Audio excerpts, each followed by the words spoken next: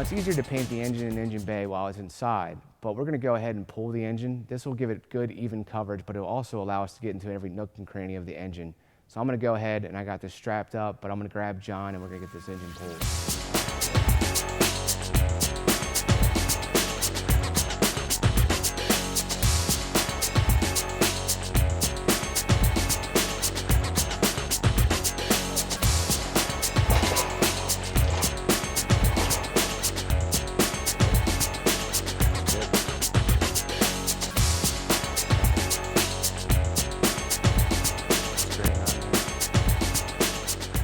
So we're going to paint our engine block with VHT's gloss yellow engine enamel. But before we can get started, we need to make sure that our engine block is nice and prepped and ready for a fresh coat of paint.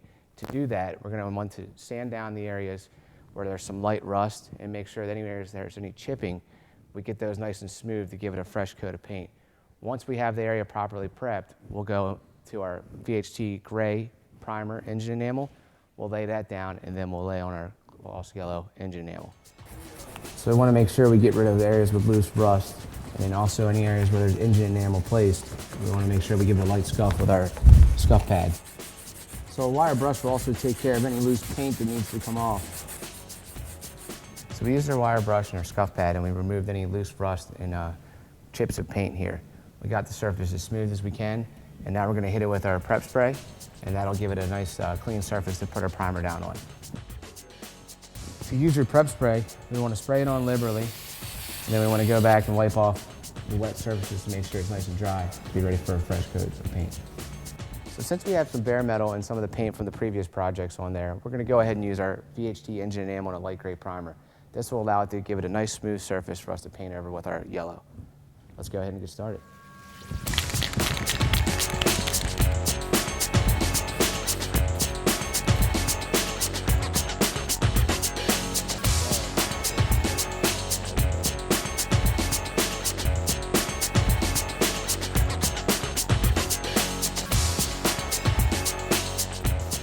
For even coverage, you want to make sure you apply it in a sweeping motion, holding it about 8 to 10 inches away from the surface. And for the nooks and crannies, you don't want to spray it too heavy in there because you'll get spots where it'll run.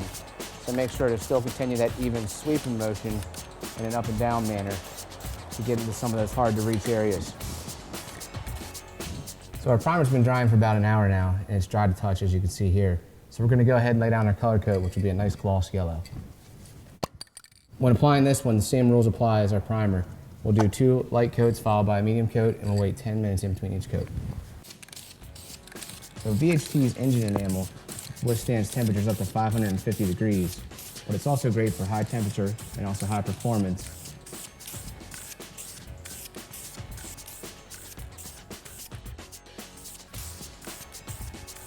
It's also great to customize, restore, and protect your engine block. All right, so we're finishing up our medium coat, our last coat. We went through about 2.5 cans, and you can see for a yellow and a big block engine, it covered pretty well, and I'm pretty happy with the way this yellow looks. So what I'm going to do is I'm going to let this cure overnight, and then I'll start putting some of the other pieces back on. With the engine out, it's now time to get started on painting our engine bay. To do that, we're going to use our roll bar and chassis paint in gloss black. But before we can begin any of that, John's going to go through some of the prep work that needs to be completed. Now for its age, this engine bay is actually in pretty good shape, but we've got a little bit of rust and some loose paint, so we're going to hit that with a wire brush and knock that all down, and then come back with some Duplicolor cleaning products and get it good and clean and ready for painting.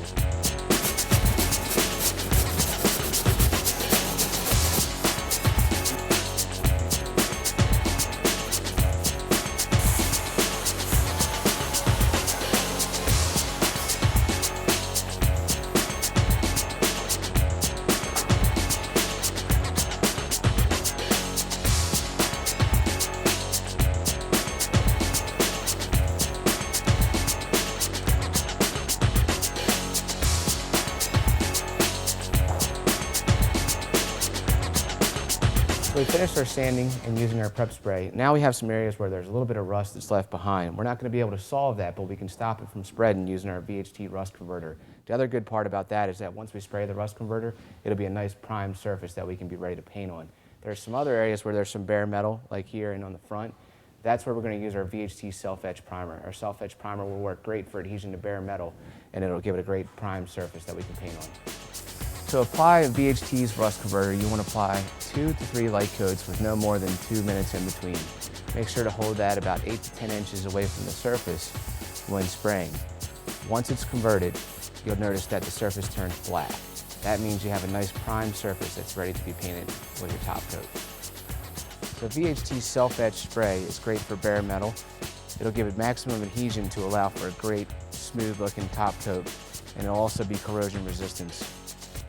Remember, when you apply it, if you apply 2 light coats, it'll avoid runs and sags, but the VHT self-etch will be dry to touch in about 10 minutes. So we've taken care of our rust, we've sanded the engine bay. Any areas where there was bare metal, we used our VHT self-etch primer, and then we've also completed the taping. One thing we wanted to note was we taped off the areas where the AC and the cooling are, and then also we taped off any areas where we don't want the engine bay to show where the top coat paint will be. Now that we're properly prepped and scuffed, we're ready to paint the engine bay with our roll bar and chassis paint.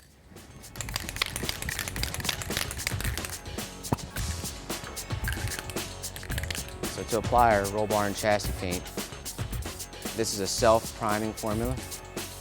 So you want to apply 2 to 3 coats, light coats first, with about 10 minutes in between coats, and then make sure all coats are down within 1 hour.